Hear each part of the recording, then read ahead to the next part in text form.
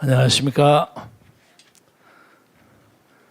5,200만 국민 여러분, 800만 해외 동포 여러분, 그리고 2,400만 북한 주민, 그러니까 8,400만 민족입니다. 모처럼 오랜만에 제가 여러분에게 큰 말씀 드리려고 인사 한번 드립니다.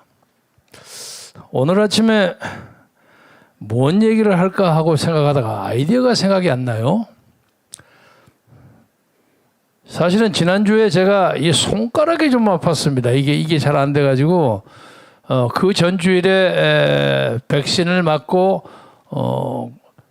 월요일 날 부산을 왔다 갔다, 그 다음에 대구 왔다 갔다, 대전 왔다 가서 3일을 그냥 연거푸 기차에서 몇십 시간을 보내다 보니까 우리 목사님은 거기 계시고 거기서 주무시니까 좀 나아요. 그래야 몸살이 나는 이게 좀 아팠는데 요새 많이 나았습니다. 그리고 그 후 일요일 날 사랑교회에 와서 박수 치면서 한참 치다 보니까 또 이게 많이 나았습니다. 목사님 덕입니다. 하나님 덕입니다.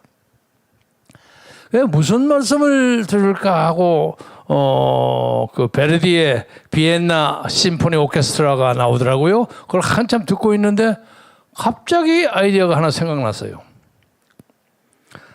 나는 이런 대통령을 갖고 싶다 하는 제목입니다. 이런 대통령이 되고 싶다가 아닙니다. 갖고 싶다.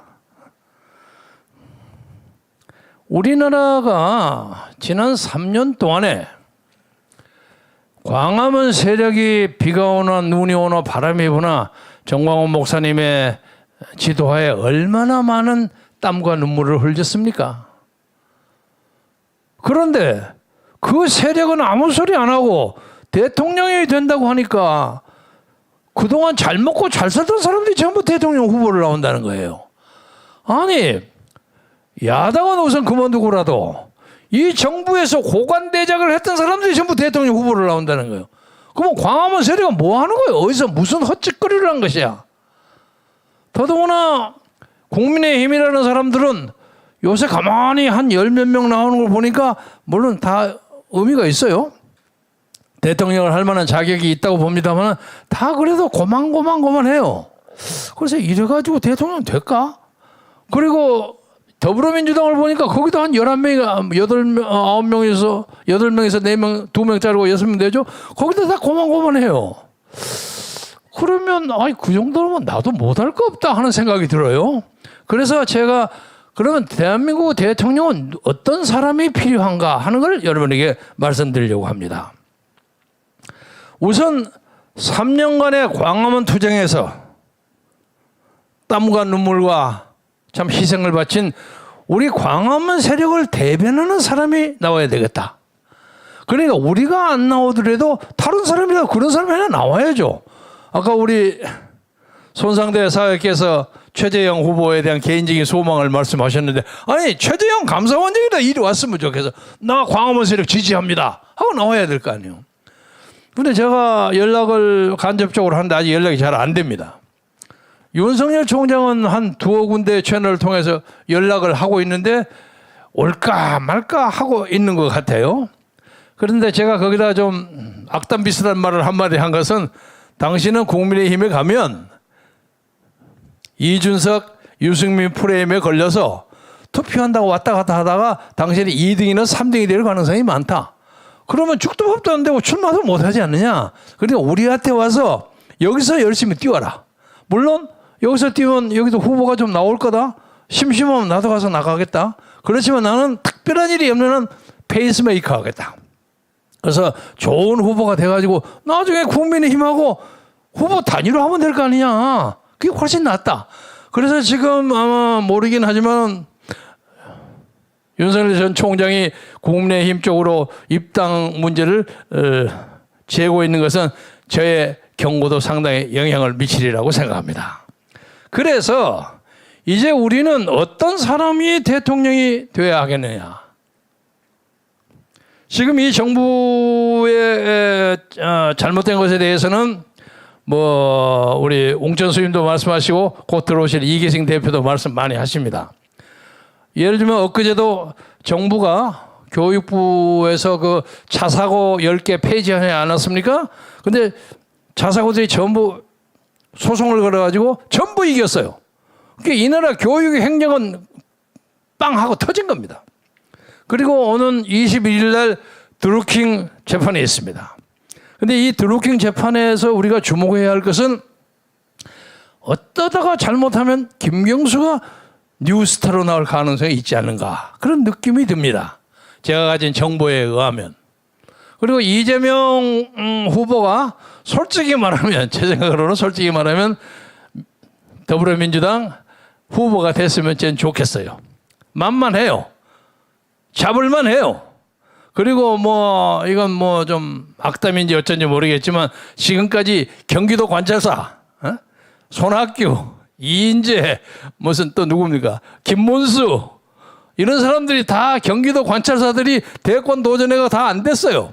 물론 4번 타자 이재명이 될 수 있을지 어쩔지는 모르겠지만 좀 어렵지 않을까 하는 느낌이 들어서 이재명 후보가 되기를 저는 바라고 있어요. 잡기가 좋단 말이야. 그런데 이것이 김경수 같은 데를 바꿔주면 문제가 바꿔질 수도 있다. 이런 생각이 듭니다. 그러나 지금 이재명 뒤에는 이해찬이가 있기 때문에 지금 친문파가 그리 다 몰려 있어서 특별한 일이 없는 한 야권의 후보는 이재명하고 싸움을 한다. 이렇게 봐야 합니다. 자, 우리나라의 대통령에 대한 얘기를 좀 하십시다. 우리 정광훈 목사께서 이승만 박정희 대통령에 대해서 이런저런 말씀 많이 하시는데 아마 이 말씀 안 하신 것 같아요. 이승만 대통령께서 밀려가지고 시내에 가서 정부를 차려가지고 정말 아슬아슬한 국면을 대처하고 있는데 워낙 상황이 나쁘니까 미군들이 각하 정부를 일본으로 옮기시죠. 오키나와나 후쿠오카 정도로 옮기시죠. 왜냐하면 거기 앉아있으면 저기서 인민군들이 빵빵하는 포격 소리가 막 꽝꽝 떨어지는 그런 아슬아슬한 그런 실정이었습니다. 그러니까 우리 이승만 박사께서 꼭 이승만 대통령보다 박사라는 얘기가 많이 나오네요. 이승만 대통령께서 나는 죽어도 여기서 죽지 조국에서 한 발짝도 나가지 아니한다. 그래서 버텼어요. 그 양반의 그 무게는 그 후에 리치웨이 대장이 평가했어요. 이승만 박사의 무게는 그 전체 덩어리가 그냥 다이아몬드처럼 크게 느껴졌다 하는 그런 표현을 어디서 했습니다.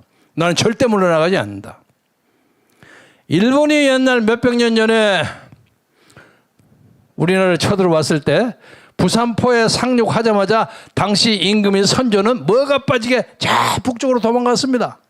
신의주까지 가가지고 일본군이 충주도 지나지 못할 정도 아주 서울에 도달도 안 했는데 거기까지 가서 거기에 중국군 사령관한테 나 좀 그 건너갈 수 없습니까? 그거 신청을 했어요. 거절당했어요. 거절당하면서 거기서 하는 얘기가 일군의 왕이 거기 있지 않고 뭐 도망가려고 그러시오 하고 면박을 당했습니다. 이거에 비하면 이 박사의 그 건국정신 그 호국정신은 여러분 이해할 만하지 않습니까? 그래서 당시에 그것을 본 그 유명한 작곡가 나훈영 선생이 연세대학 교수 하셨죠. 나훈영 선생이 시편 23편에 여호와는 나의 목자시니 내게 부족함이 없으리로다. 이것을 가지고 밤새 작곡을 하셨어요. 작곡을 해서 주일 예배 때 이 양반이 이 박사님의 그 말씀을 듣고 제가 이 여호와는 나의 목자시니 이게 시편 23편에 여러분 잘 아시겠지만 다윗이 사울에 쫓겨가지고 막 죽기 말고 막 쫓겨다니는 그랬을 때 다윗이 그 노래를 불렀습니다. 하나님에 대한 존경과 사모와 확신에 찬 노래입니다. 그래서 그것을 찬양대를 부르고 하고 자기가 직접 지휘를 했어요.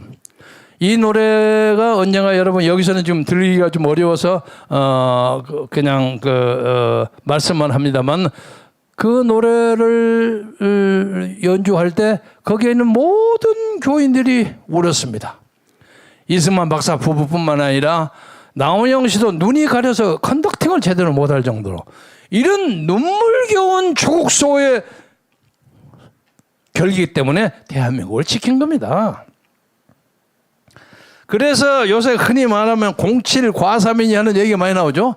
제가 이거를 평가해 보자면 이승만 박사는 09 과1 정도 돼요. 과1이 뭐냐?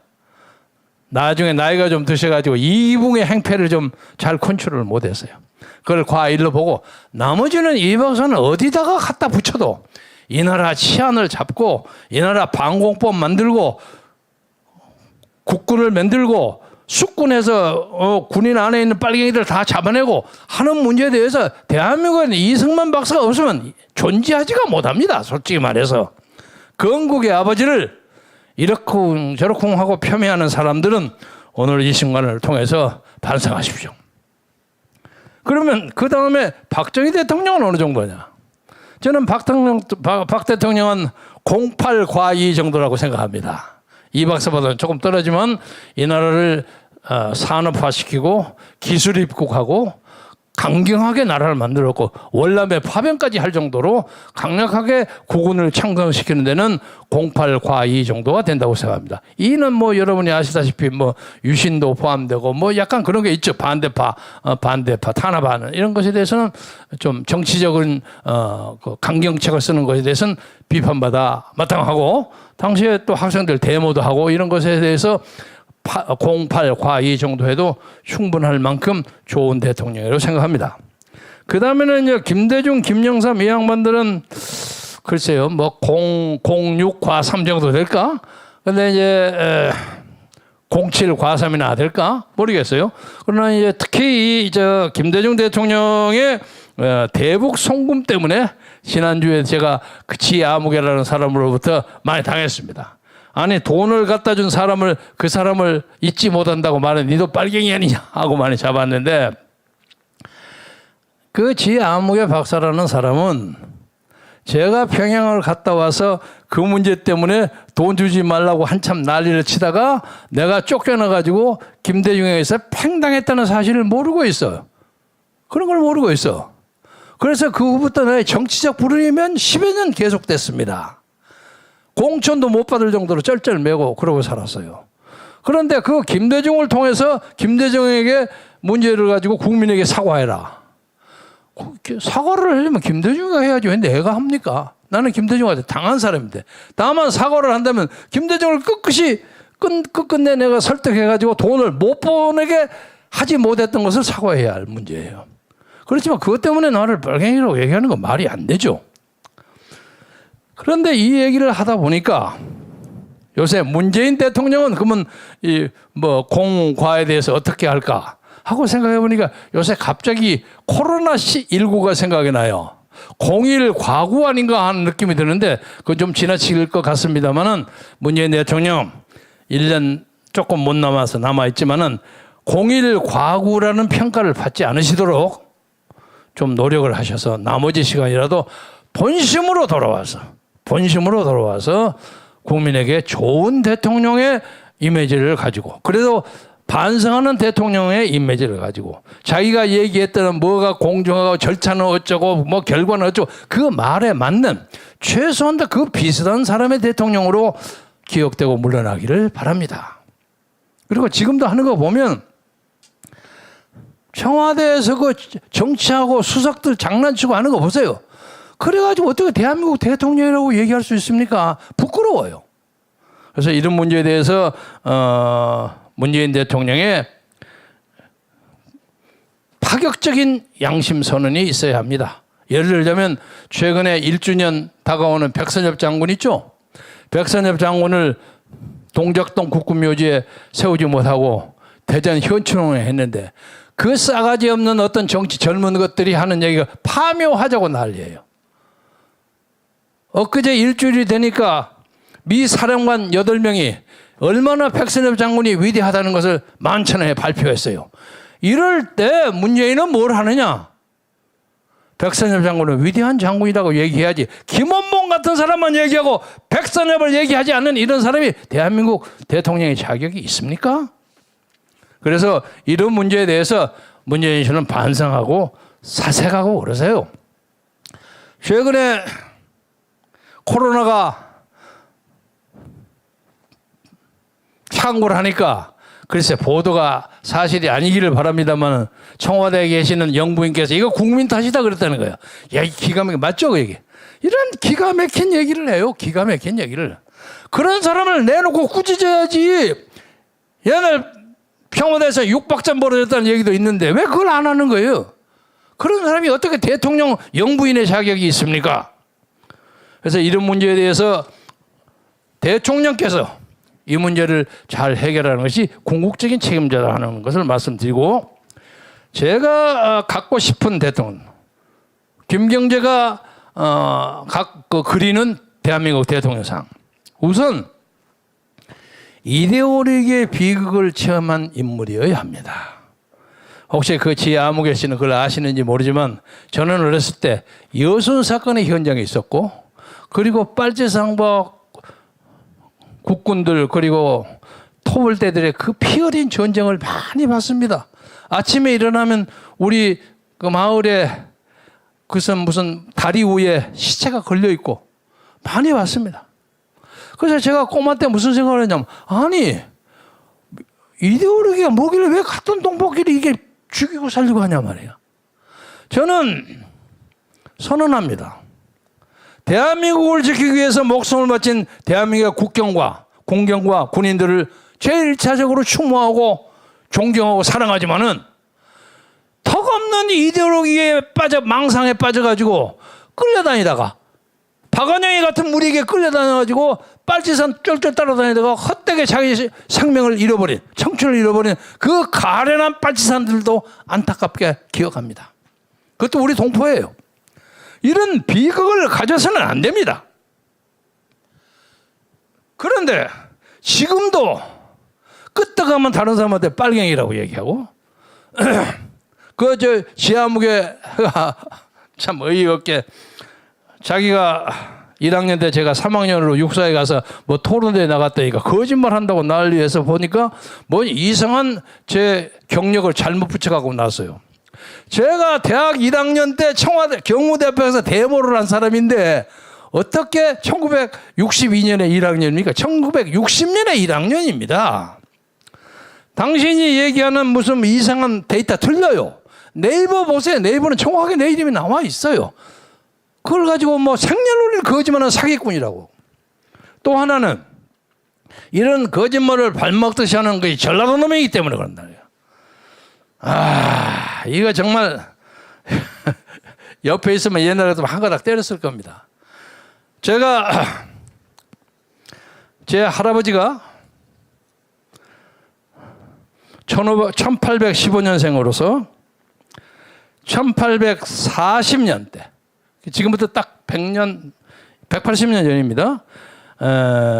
25세 때 전라도 나간으로 귀향을 가셨습니다. 이게 고조부입니다. 왜 갔냐면 당시에 우리 문중의 추사 김정희 선생이 우리 작은 할아버지예요. 이 양반이 제주도로 귀향을 가셨어요. 그런데 우리 할아버지는 나이 차이가 29살 차이예요. 나이가 많아 차이가. 그런데 성균관 유생하다가 아마 데모 같은 거 하시는 모양이에요. 그런 거 유생 데모 있죠. 그래가지고 2년 귀향살이를 나간에 가서 하셨어요. 그래서 나간에서 그냥 살게 됐어요. 2년이 끝나고 난 다음에 서울 올라간다고 난리를 치셨겠지. 그러니까 거기에 우리 할머니의 할아버지 되신 분이 나간 군수를 했던 최기전이라는 분입니다. 족보에 나온. 그 양반이 우리 할아버지를 잡아가지고, 야 이놈아, 너 지금 귀향이 풀렸다고 하나 올라가면 어떤 놈 몽둥이에 맞아 죽을지도 모르는데, 더더구나 네 아내가 지금 임신했는데 임신도 안 보고 그냥 올라가냐? 하고 잡았어요. 그래서 잡혀가지고 거기서 아들 셋을 쫙 낳았습니다. 제가 그 할아버지의 큰아들, 이제 손자입니다. 그런데 우리 할아버지가 귀향을 오시기 전까지 제 뿌리는 충청도 충주예요. 지금 음성군 생극명 말말이 거기에 5대부터 18대까지 우리 할아버지 묘가 다 있어요. 그리고 내 중시전은 경상북도 안동이에요. 나는 전라도와 충청도와 경상북도의 아이덴티티가 3개 있어요. 물론 그중에서 가장 전라도를 중시합니다. 왜? 내가 태어났으니까.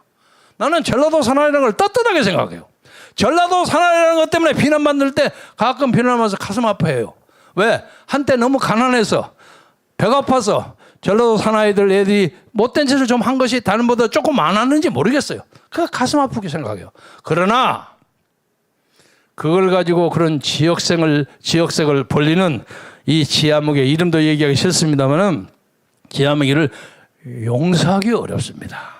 이 사람은 나를 빨갱이로 보는 메카시를 하더니 메카시즘을 하더니 이번에 지방세까지 동원해요. 그러나 용서하겠습니다. 용서하고 앞으로는 다시 이런 얘기 하지 않겠습니다. 그래서 지박사 생각을 바르게 가지시고 너무 그렇게 화나게 다른 사람 그렇게 하면 안 된다고 생각합니다. 마지막으로 또 제가 말씀드리고 싶은 것은 대통령을 하려면은 국제 정세를 좀 알아야 합니다. 외국에서 어떻게 돌아가는지 그런 것 좀 알아야 하는데 지금 대통령 하고 있는 사람들 보기에 국제적인 경험이 좀 부족해요. 그리고 경제 문제, 사회 문제, 무슨 청소년 문제, 특히 대북한 문제 이런 문제에 대해서 확실한 견해를 가진 사람이 많지가 않아 보여요. 그래서 앞으로 이렇게 계속 가다가는 저도 차라리 출마할까 하는 생각을 합니다.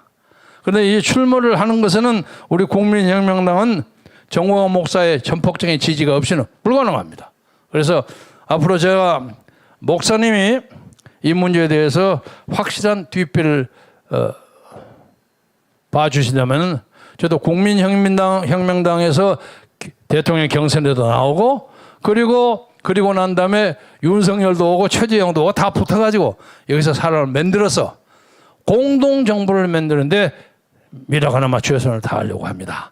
그래서 오늘 여러분에게 제가 말씀드린 것은 나는 이런 대통령을 갖고 싶다 하는 말도 되지만 이걸 보태면 나는 이런 대통령이 되기를 원한다 하는 말도 됩니다. 그래서 여러분이 잘 생각해 주시고 국민혁명당이 새 역사를 끌어가야 합니다. 지금 더불어민주당은 말할 것도 없고 국민의힘도 말할 것도 없고 이 정부에서 고관대작을 한 몇 사람도 다 그들만의 리그에서 기득권을 가지고 있는 세력의 사람들이에요. 그렇잖아요? 아니 그러면 누가 대통령 후보 못합니까? 거기 가서 적당히 하다가 마지막에 한두 건 가져가고 아우성 치고 나 대통령 나온다. 이건 말이 안 됩니다. 죽고 배고프면서 고생하는 사람들이 고난을 아는 사람 차라리 정광훈 목사가 나가셔야 돼요. 그런데 우리나라에서는 종교인이 뭐 나간다면 뭐 어쩌고 저쩌고 말이 많아. 난 정광훈 목사가 나면 당장 물러나지. 내가 선거대책위원장하고 뛰어요. 그러나 만약에 그분이 저 같은 사람을 믿는다면 그래서 제가 당선된다면 나는 그 양반을 비유가 적절치 않을지 모르지만 이란의 호메니 같은 종교적 정신적 지도자로 모시고 살 거예요. 그래서 이 나라를 굳건한 한미동맹 그리고 북한에 대해서는 땅땅 큰 소리 치고 법치를 세우는 그런 새로운 대한민국을 만드는데 앞장서고 싶습니다. 여러분의 더 많은 기대와 격려를 바라면서 말씀을 마치겠습니다. 대단히 감사합니다.